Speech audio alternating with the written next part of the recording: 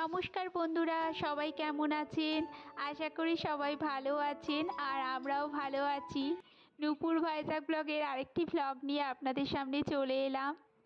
আজকে হলো সোমবার আর এখন সকাল 6:30 বাজে। আমি 6টার সময় উঠেছি, ফ্রেশ হয়ে রান্নাঘরে চলে এসেছি।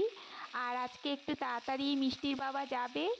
আর আজকে খুব তাড়াহুড়ো আছে, কারণ মিষ্টিরও আজকে স্কুলে সেলিব্রেশন আছে, ওই জন্য ওকেও রেডি করতে হবে। কালকে রাত্রে একটু ফুলকপিকে ভাপিয়ে রেখে দিয়েছিলাম, সেটাই আজকে ভাজা বসিয়ে দিয়েছি। একদম কষা কষা রান্না করব বলে একটু ভালো করে ভাজবো। আর দরজাটা খুলে একটু বাইরেটা এলাম, এখনও পুরোপুরি সকালটা হয়নি, কারণ একটু মেঘলা মেঘলাও ওয়েদারটা আছে, কিন্তু সকালটা পুরোপুরি রোদটা আসেনি এখনও। বেশ সকালের ওয়েদারটা কি সুন্দর দেখুন।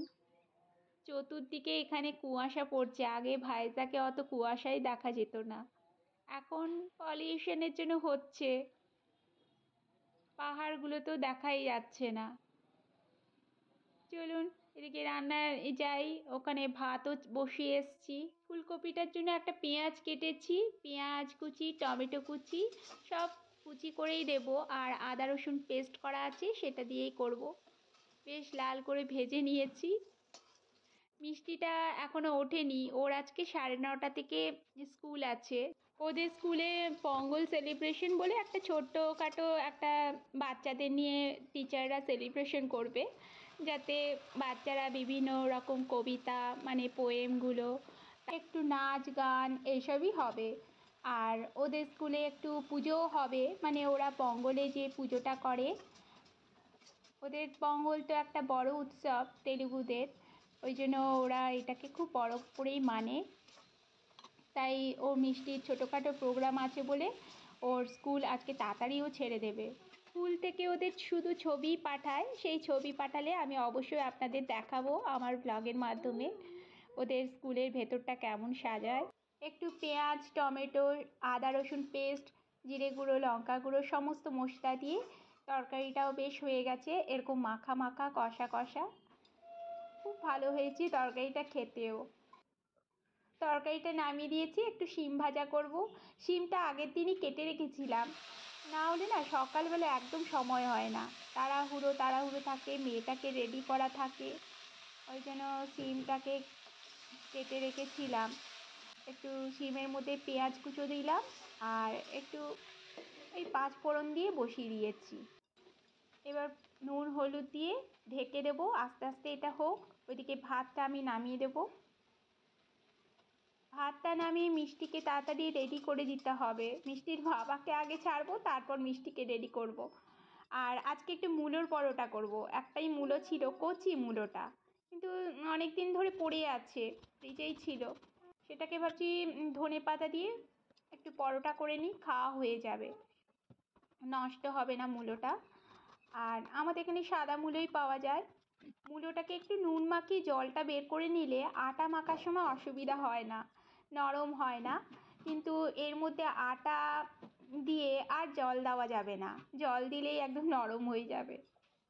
আমি এর মধ্যে একটু জোয়ান, লঙ্কা গুঁড়ো আর একটু ধনে গুঁড়ো দিলাম, দিয়ে অল্প একটু আর একটু নুন দিলাম, দিয়ে জল ছাড়াই এটাকে মাখতে হবে, একদম আটো আটো করে মাখতে হবে। এতে জল দিলে না পরে আবার মানে 10 মিনিট পরে আবার ওইটা জল ছাড়ে, নরম হয়ে যাবে আটাটা। এখন 7:30 মতন বাজে, মিষ্টির বাবাও উঠে গেছে, ওকে আগে চাটা দেব। আর সাথে একটু ধনেপাতার চাটনি করেছি, মিষ্টির বাবা আবার ধনেপাতার চাটনি দিয়ে খেতে খুব পছন্দ করে।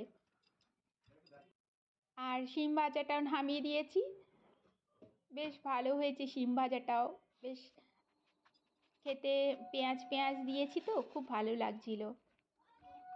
চা হয়ে গেছে, চাটা দিয়ে দেবো মিষ্টির বাবাকে, তারপর মিষ্টিকে একটু আদার রস খাওয়াবো, ওর আবার একটু ঠান্ডা ঠান্ডাও লেগেছে।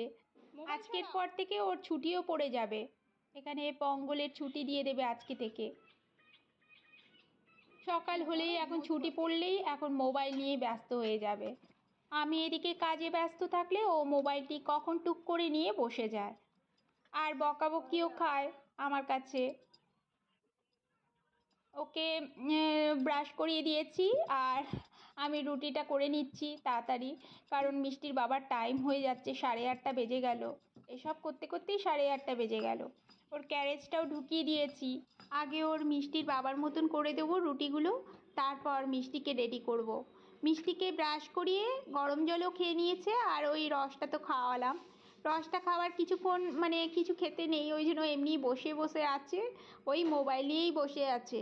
আমার বকাও শুনছে না, আর কাছেও যাওয়ার টাইম নেই এখন। একবারে রুটিটা করে মিষ্টির বাবাকে দিয়ে তারপর ওকে রেডি করব।